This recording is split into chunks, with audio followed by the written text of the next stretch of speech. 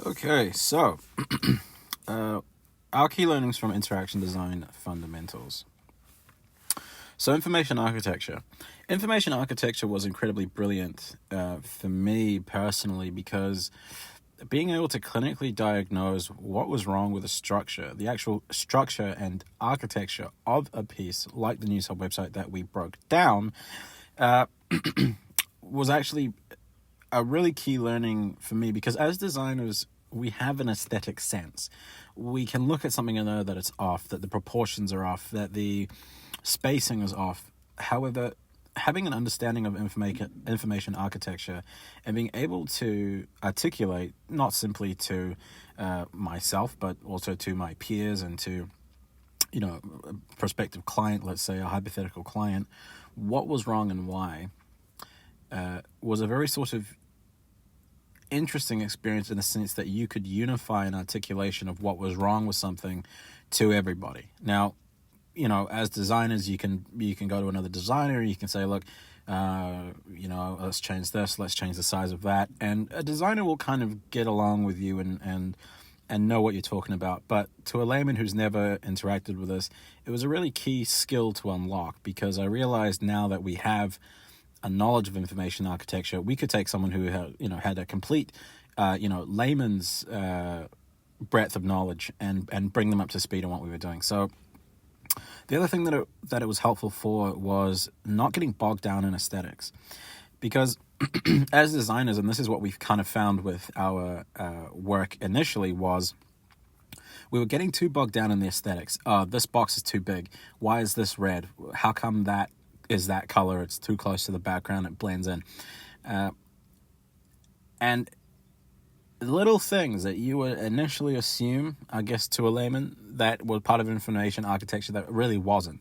So coming strictly from a clinical standpoint with the information architecture was brilliant, because we didn't get bogged down in aesthetics anymore, and we could actually fix what was wrong with the architecture itself. Now, as you can see here on slide 4, our site mapping was brilliant.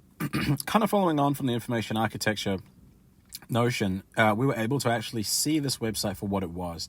And as you can see here, the scrolling capacity was huge. I mean, all of these different elements, the pages themselves were seemingly endless. The thing with the News Hub website in particular was that all of the elements that came together formed like a wall of text, a wall of photos. It was really, really hard to actually be able to get in there and actually find, what was what. And it stopped being really easy to navigate once you scrolled a little way down, because, you had this barrage of information and elements, and they were only really distinguished by what the headers themselves said. So once we broke it down here, and you can see this long scroll, we were able to actually clinically diagnose, okay, this is what's wrong with the architecture itself, and we began to fix it. So this was really illuminating, and it was the biggest takeaway for me was that, it was almost like a first principles standpoint. We should come back to first principles and, be able to fix what's wrong clinically, and then we can focus on the aesthetics and such as well. So on slide 5, here we have a sort of reductionist view of the information that we had in our initial breakdown, our site mapping. We began to diagram a little bit more, and this was really good as well. Being able to visualize clearly with links and lines the relationship between certain elements and each other. So being able to actually visualize and bring together bits and pieces was just so helpful. Slide 6. So you can see here that we had a huge key. Now, the thing for me personally was that I had realized that we were going to need to really redact and refine a lot of this, because this was just way too much. It's not so much that the pieces were complicated, but they were very intricate, and it kind of lent itself to being a little bit more unusable. Now, particularly as a user, having to use a News Hub website and it being terribly designed, I always felt that this was part of the reason for that. And being able to actually go in there and break it down using a key, color coding, as you've seen in the previous photos, it was really, really helpful for me to be able to actually break down specific elements and understand what was going on in there. And being able to do that meant that we could actually reassemble pieces and continue onward. So, slide 7. So this is kind of what became of our website. This is our new edition of it. As you can see, it's a lot more refined. Everything's been a lot more. It doesn't scroll endlessly now. It's a lot more simplistic, and as you can see there, it's what we felt was going to keep things familiar, but also make things better. It's because one of the things that I learned particularly was that, particularly in trying to like adjust the information architecture in this, was that it was really, really easy to turn this website into something completely different and make it completely alien and make the architecture completely different. It was really hard to make the existing architecture better. And so, we really tried to keep it faithful and familiar to, users in the original, because if you completely throw, existing architecture out, it kind of felt like throwing out the baby with the bathwater. So that was a really interesting thing that we learned doing that. So key learnings. Moving into card sorting. As you can see here, there's another reductionist sort of view of our fruit stall, our supermarket setup. Card sorting was an interesting one. So again, as you can see here on the photo slides 10 and 11, what you can see here is some of the labels were quite straightforward: leafy greens, citrusy fruit, etc.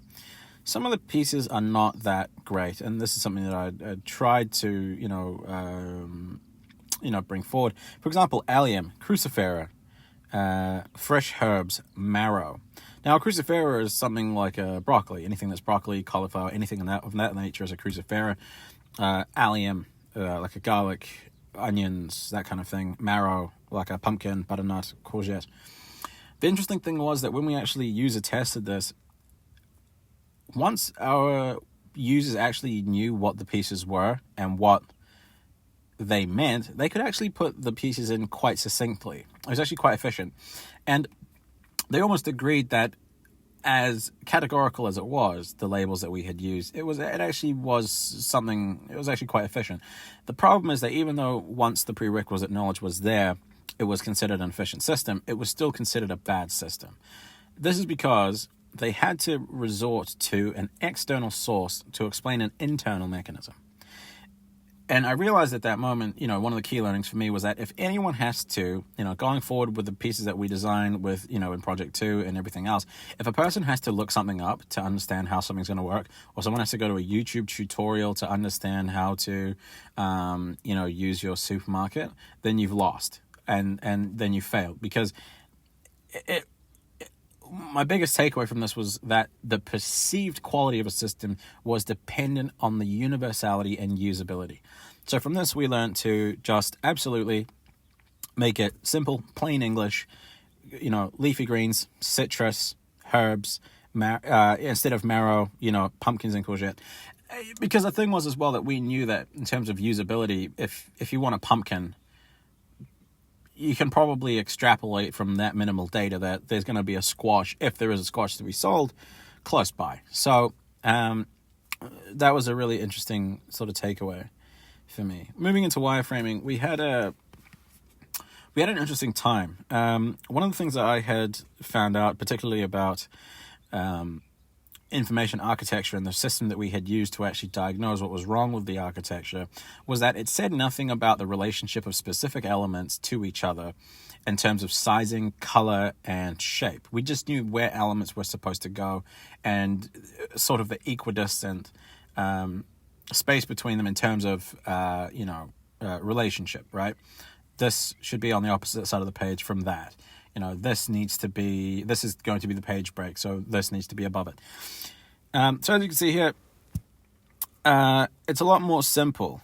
You can see here it's a lot more refined. It's not as overwhelming. We still do have a latest news. If you ever looked at the original News Hub website, you'll see that while the original pieces were quite overwhelming, it's now a lot less overwhelming as you move down the page. One of the things that I really pushed for was to make this as simplistic and minimalistic as possible. There's already a ton of categories. There's already a ton of things people want to look at. There's already, the podcast button up the top, the radio button. People already know that these things exist. If they want to find them, that they will. They should be easy to find, but not they shouldn't always be there all the time right in your face. And so, what we learned was that, there was still a step between the information architecture and diagramming and actual wireframing and prototyping, because it was very, very easy to overload the design. And that's kind of where the cosmetic and the, communication design side started to really shine through, because we had to design and we had to make aesthetic the bare pieces that we had laid out in our diagrams. And so that was an interesting challenge. And, learning about that space in between information architecture and wireframing was absolutely crucial, because you couldn't just go and simply make it look good straight from the information architecture or the diagram standpoint. There was still a step in between. So we also redesigned the article pages. The article pages previously were just overwhelming. But we redesigned those and made those more efficient. As you can see on our last slide here, one of the things as a designer, particularly as a communication designer, that I always understood was that it wasn't so much about the elements themselves, but the actual shape of those elements. As you can see here, we've got a square, we've got more of an oblong kind of shape and a couple of, long, narrow oblongs there as well. There wasn't a lot of sort of hierarchy with those. I mean, if we got rid of the get in touch, if you cover that up, the left-hand side works. If you got rid of the news hub piece, then the rest of it works. And the get in touch bit, then the rest of it works. So going in and actually changing that and making that information architecture something to really take a look at was something that, and getting an actual hierarchy to those shapes, getting something that will actually be aesthetically pleasing on those shapes, and going back to that communication design side of it was something that was really useful and really helpful for me. So it's been an interesting journey. I've certainly learned a lot, and I think the key learnings from this was that it's a lot harder than one might think to actually design proper interactions, and interactions aren't going to frustrate people. I mean, particularly you remember a VCR. A VCR was so frustrating and infamously rather frustrating to set up. Whereas you look at an iPhone now and you set it up in a couple of minutes, and it's painless, it's easy. You log into your iCloud, you pick your language, and away you go. So understanding a lot of the theory that goes behind making interactions easy, simple to use, it's honestly been incredible. And so I feel that we're prepared as a team to kind of move forward and make something great in Project 2. So that's what I've learned. Thank you for coming to my presentation. Thank you for coming to my TED Talk. And that's it.